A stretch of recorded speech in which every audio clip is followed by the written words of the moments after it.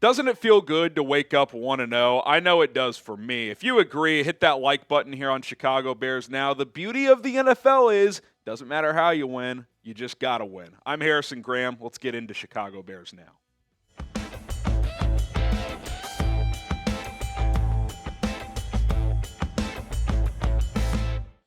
Time for a little Overreaction Monday following the Bears' 24-17 win over the Titans in Week 1 at Soldier Field.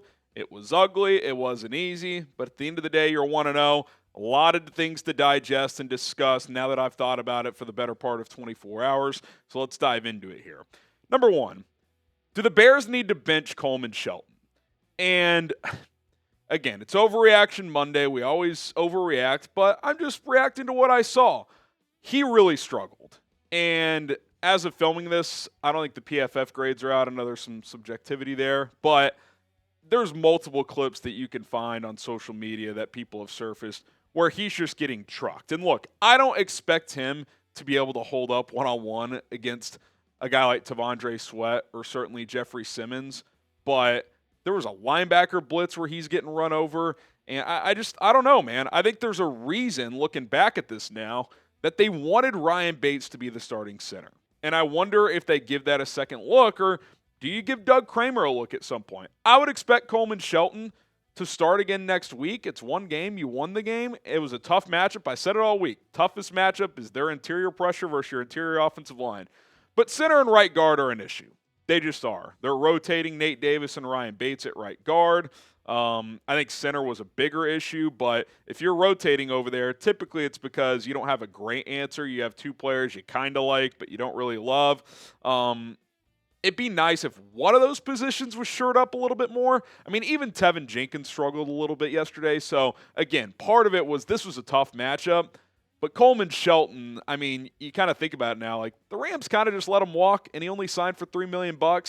Maybe there's a reason that was the case. So definitely going to keep an eye on this one. And he's going to have to play better because if he doesn't, they're going to have to make a change. All right, number two, are we concerned about Caleb Williams? I don't think we really should be concerned. Obviously, it was not a very good debut. The numbers are the numbers. 14 of 29, 93 yards. 92, 93, can't even remember now. It wasn't good. Less than 100 yards. He was inaccurate. I saw someone kind of describe it as he was throwing a heavy football, like he skipped a couple passes after he airmailed a couple early. You know, he said in that clip on Hard Knocks that he's not someone who gets nervous. He's a little bit nervous yesterday. First start, poor debut. But hey, here's the deal. He didn't put the ball in harm's way. The only time he kind of did was on that in-breaking route that was a little too far out in front, and the ball got tipped way up in the air, and Rome Odunze caught it, then fumbled it, and Tevin Jenkins recovered just a crazy play. But the good news is he took care of the ball. He never wavered. I thought he mentally was in the game the whole time.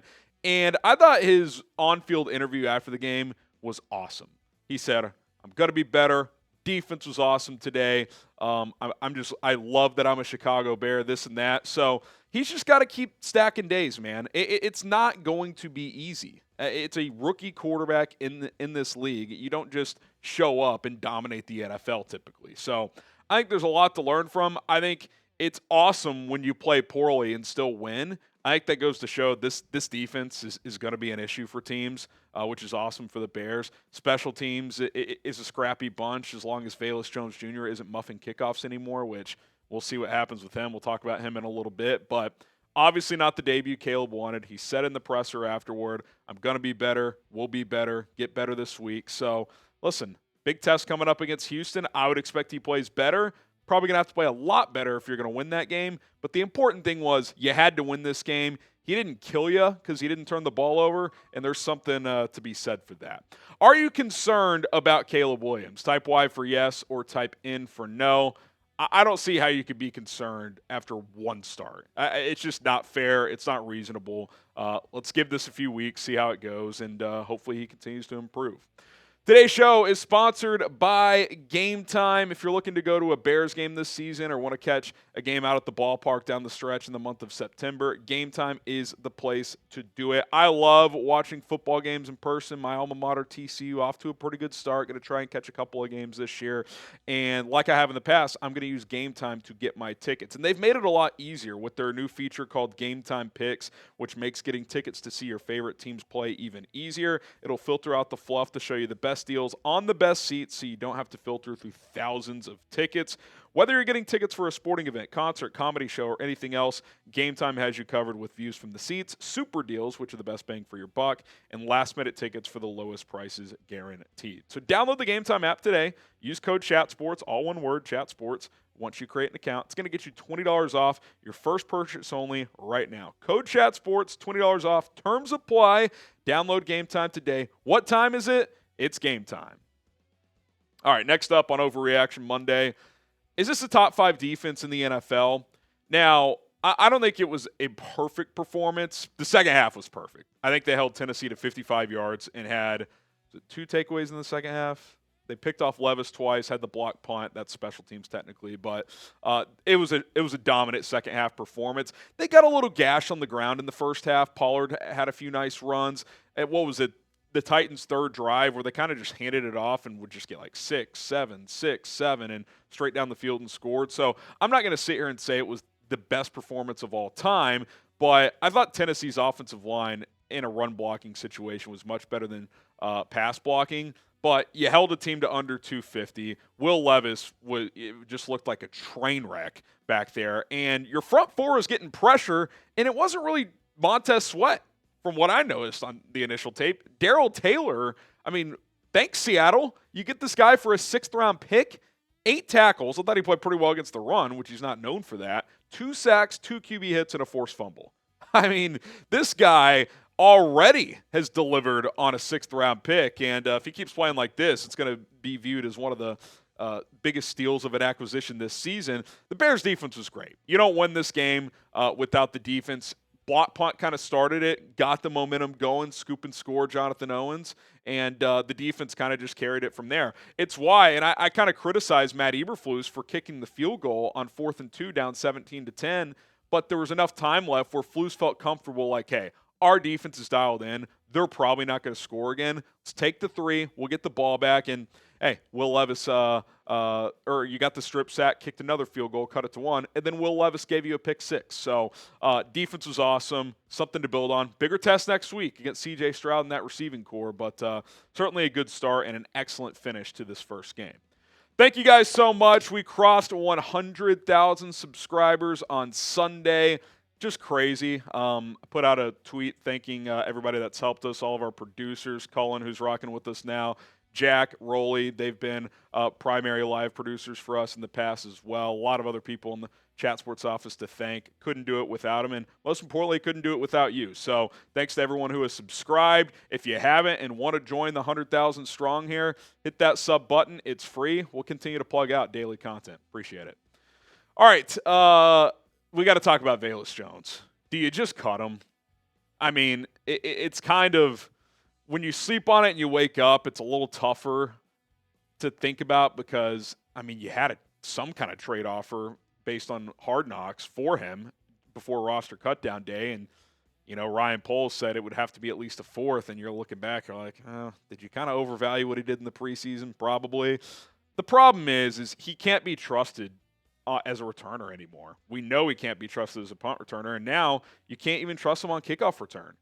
I mean, he's trying to catch the ball like this. It goes through his arms and ricochets off his chest plate 25 yards forward, and the Titans recover. That will cost you a game against a good team. It just will. You got lucky. Your defense held him to 3 there, but it just sucks because if you could just hand him the ball on the kickoff, he might be the most dynamic returner in the NFL, other than maybe Keyshawn Nixon. But it doesn't work that way. He has to catch the ball, and if he's going to drop 1 out of every 4, 1 out of every 5, it's not worth the squeeze. Look, if it was 1 out of 20, probably live with it because he's so dynamic. But it's not. He drops too many returns, and had a couple nice plays within the offense, caught a swing pass. I was shocked they threw him one late in the game, had a couple nice runs, but is that enough to keep him at this point? Like, I just wonder where this goes from here. Like, a guy like Tyler Scott is inactive because you want Velus Jones to work. I can't justify that moving forward. Like, Tyler Scott needs to be active. You're throwing slot fades to DeAndre Carter at one point, who was awesome as a returner in this game and showed you he can more than be capable of your kickoff returner. Get Tyler Scott active and figure something out with Velus. If he's just a running back and you like him there, maybe he leapfrogs Khalil Herbert or Roschon Johnson. I'm not sure, but as a returner, you can't do it anymore. It's not worth the squeeze. So what would you do? Would you cut Velus Jones? Type C for cut or K for keep. I would probably just have him inactive for a couple of weeks and kind of think on this a little bit more, because you probably don't gain much if you cut him. I mean, are you promoting Colin Johnson? I might be willing to do that. He was looking good before he got hurt in the preseason. So C for cut, K for keep. It's not an easy call, but you just can't put him in situations where you have to trust a player at this point. All right, Shane Waldron, got to adjust. And I kind of digested this a little more and saw, what some film people were saying on Twitter, yada, yada, yada. You know what's interesting? In the preseason, they did a lot of multi-tight end sets pretty effectively with guys like Brendan Bates and Tommy Sweeney, yada, yada, yada. Then you didn't really see it yesterday. Now, there was a little success with the 5 wide, getting the ball out quickly, but here's the issue. You were struggling to protect. So why not? This felt like a perfect game to use a Mercedes Lewis more, to block with extra guys on that offensive line by having 2-3 tight end sets. And if I had to guess without looking at every single play, and I'm going to digest that later, I bet you ran 2+ tight end sets, 12, 13 personnel, less than 10% of the time. I just, that felt weird. You did it successfully in the preseason, and against an opponent you're struggling to block, you don't do it. So what am I missing here? I thought it was kind of odd. As great as the play calling looked in the preseason, and again, it's 2 different games. I get that. The preseason's kind of a joke at this point. I did not love the plan. Stick to the run early. These are some adjustments I'd like to see made from Shane Waldron. 1, get Caleb on the move. Had a few balls batted at the line. He's 6'1". He's going to have a few of those. And he's also just more comfortable outside the pocket right now, so get him on the move some.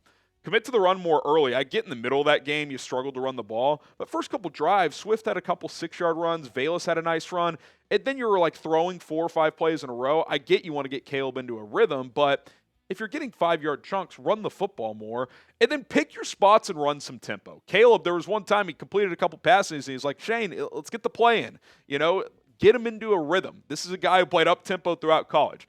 I get it. You're not going to go no huddle the whole game because you don't want to gash your defense out, but pick some spots. You get a couple first downs. Hey, let's go up tempo here. Let's run a quick play. Hand the ball off. Get the ball out and try to get your quarterback into a rhythm. So I would like to see some of those things implemented, especially against a better team next week. Like, if you lose to Houston, it's not a big deal. Let it rip, right? Try some different things. And I just did not love the game plan. I'm not going to freak out and be like, he's Luke Getsy. It's already over. But it was not a great debut for the offensive coordinator.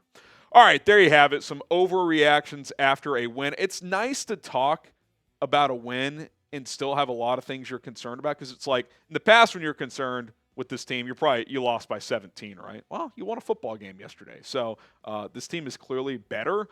We just don't know how much better at this point in time. Hit the like button if you're excited to be 1-0, and we'll be back this afternoon for our live show at 4 o'clock Central. See you then.